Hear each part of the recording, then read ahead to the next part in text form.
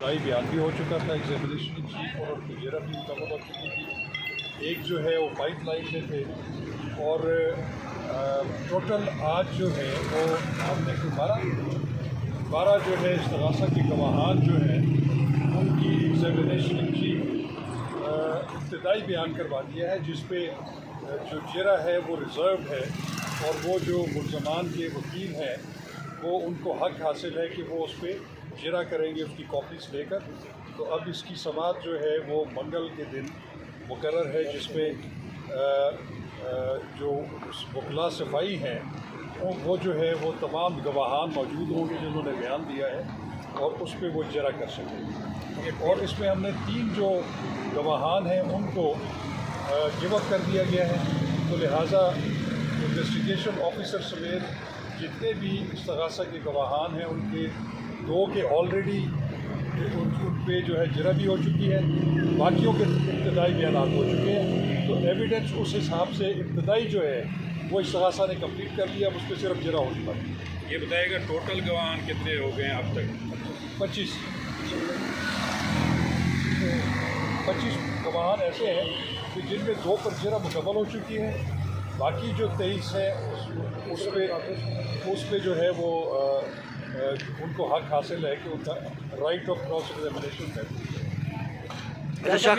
कल जो बेल का ऑर्डर है इसी केस में, उसके ऊपर कोई हुई समाअत के दौरान? जहाँ तक बेल का ताल्लुक है, सुप्रीम कोर्ट ऑफ पाकिस्तान के पास बिल्कुल इख्तियार है कि वो किसी भी मुलज़िम को जो है वो बेल दे सकते हैं और उन्होंने जो बेल दी है वो इंतहाई टेक्निकल पॉइंट्स के ऊपर दी है और उन्होंने ये भी वाज़ेह किया है कि इसकी जो असरात हैं वो ट्रायल कोर्ट पर नहीं पड़ेंगे, वो एक टेंटेटिव असेसमेंट है, वो अपने मेरिट्स के मुताबिक उसका फैसला करेंगे। तो वो जो है वो फर्दर इंक्वायरी के इशू के ऊपर उसमें नकी साहब ज़्यादा अशीर होती है। इसमें जो सूरत हाल है वो ये है कि जज साहब ने ऑब्ज़र्व किया कि एक तो ये है कि वो टेंटेटिव नेचर है जो ऑब्जर्वेशन है, लेकिन 3B का उन्होंने कहा नहीं बनता, लेकिन 5(3)A का हमारा केस जो ज़्यादा है वो 5(3)A का है, जिसकी सज़ा जो है वो 14 साल भी हो सकती है या कैपिटल पनिशमेंट भी हो सकती है। लेकिन जो ऑब्जर्वेशंस हैं जज साहब की वो 3B के मुताल्लिक हैं, क्योंकि 3B जो है वो नहीं करता।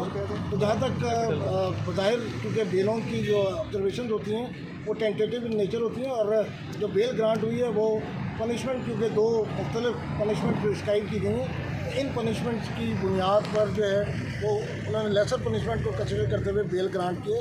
लेकिन इसके साथ ही सख्ती से कहा है कि अगर ट्रायल में किसी किस्म का रखना होता है तो सरकार को ये हक हासिल है कि वो कैंसलेशन मूव करें उनकी ज़मानत की मंसूखी। इसके अलावा जो ऑब्जर्वेशन हैं वो केस से मुतल्लिका नहीं है, वो इलेक्शन से मुतल्लिका हैं जिनका हमारा केस से कोई ताल्लुक नहीं है। सर, ज़मानत की मनसूखी जो है वो उसके लिए फिर सुप्रीम कोर्ट जाना पड़ेगा या इसी कोर्ट से? इसमें जैसा मैंने ये क्लैरिफाई नहीं किया, लेकिन जब भी आप कैंसलेशन मूव करते हैं और कोई वॉल्यूशन होती है तो फिर आपको ट्रायल कोर्ट से मूव करना पड़ता है। केस का आज जो ट्रायल हुआ है कितने घंटों पर मुश्तमिल था? आज की सुबह तकरीबन 9:45 बजे से शुरू हुआ है और अभी आप देख लें अभी थोड़ी देर पहले ही ख़त्म हुआ है 5 बजे 4:30-5 बजे तक।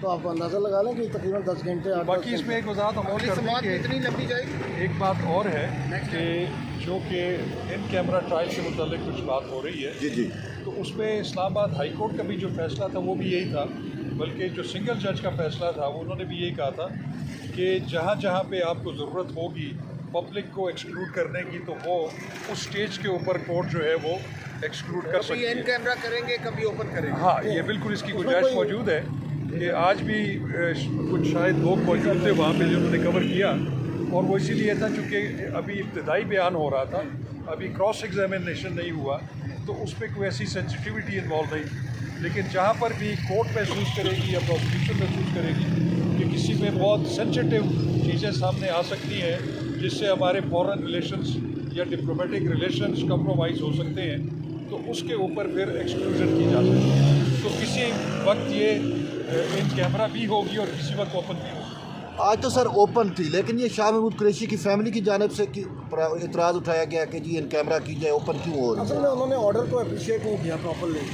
ऑर्डर जो है वो सीक्रेट जो हमारी प्रोसीडिंग्स होंगी उनके मतलब है और वो आउट नहीं होनी चाहिए उसके हिसाब से। तो जो आज था वो तो इन चीफ रिकॉर्ड हुआ है और इन चीफ जो स्टेटमेंट्स हैं वो सारों के पास है, मुल्ज़मान को भी दी हुई हैं, सब लोगों के पास है, उसमें 161 किसी स्टेटमेंट्स में भी मौजूद है, वो 161 के स्टेटमेंट्स में मौजूद हैं। तो उनका एतराज़ जो था वो बगैर किसी वजह के था, तो उसकी कोई सब्सटेंस नहीं था। सर ये बताइएगा अभी तक जो आपके प्रिंसिपल विटनेसेस हैं वो कौन लोग हैं, उनकी क्या शनाख्त है, अगर ये काइंडली आप थोड़ा बताएं। मैं ये समझता हूँ कि इतनी डिटेल हम मुनासिब नहीं है, लेकिन क्योंकि कैलेंडर ऑफ विटनेसेस में जितने भी लोगों को जो है हमने साइट किया हुआ है, जिनमें फॉरेन ऑफिस के भी हैं, जिसमें नेशनल सिक्योरिटी कमेटी के भी वो हैं, जिस तरह और FIA के भी लोग हैं और एक्सपर्ट्स भी हमारे हैं, ये मुख्तलिफ नौइयत के हैं जो हमारे केस को साबित करने के लिए मोर दैन सफिशेंट है। क्योंकि हमने प्रोसिक्यूशन ने जो केस साबित करना है वो साबित करना है कि हमने क्या मुल्ज़मान ने 53A-B-C की कमीशन की है नहीं की। तो इसी बात पे सुप्रीम कोर्ट ने भी ये कहा था कि एविडेंस पे ये डिपेंड करेगा। तो आज जितनी एविडेंस हमारी पेश हुई है, इंशाअल्लाह ताला हमें पूरी उम्मीद है कि 53A-B-C के सारे इंग्रेडिएंट्स पूरे हुए हैं। सारे विटनेसेस ने आज तक की उसमें ये स्टेट अवे कहा है इस बात का कि जी ये ऑफेंस जो है फॉल करता है with in the ambit of 53A-B-C। जिस डिवीजन में समाअत हो रही है, आपको क्या लग रहा है कि ये कब तक कंक्लूड हो जाएगा जजमेंट निज़ाम होने देखें जी, अब तो दो बातें हैं। एक तो पहली बात है कि हाई कोर्ट ने 4 हफ्ते का दिया था, जो कि आज लैप्स कर रहा था, कल बल्कि लैप्स हो गया था।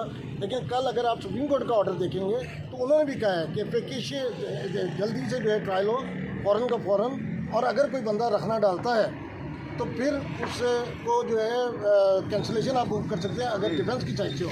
तो आज प्रोसिक्यूशन ने अपने सारे विटनेसेस लाए हुए थे, सारे एग्जामिन हुए, इन चीफ हुआ।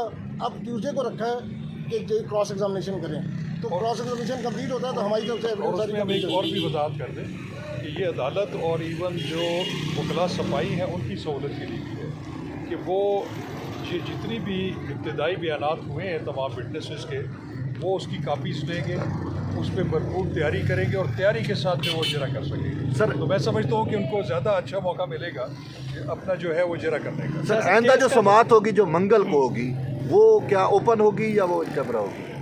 वो देखा जाएगा कि कौन से गवाहान हैं जिन पे जरा होनी है। सही है। अगर उनकी गवाही में कोई ऐसी सेंसिटिविटी इन्वॉल्व है जिसमें कि हमारी जो है वो फ़ौरन जो पॉलिसी है वो कंप्रोमाइज़ हो सकती है, तो उस पर फिर कोर्ट या प्रोसिक्यूशन ये देख सकती है।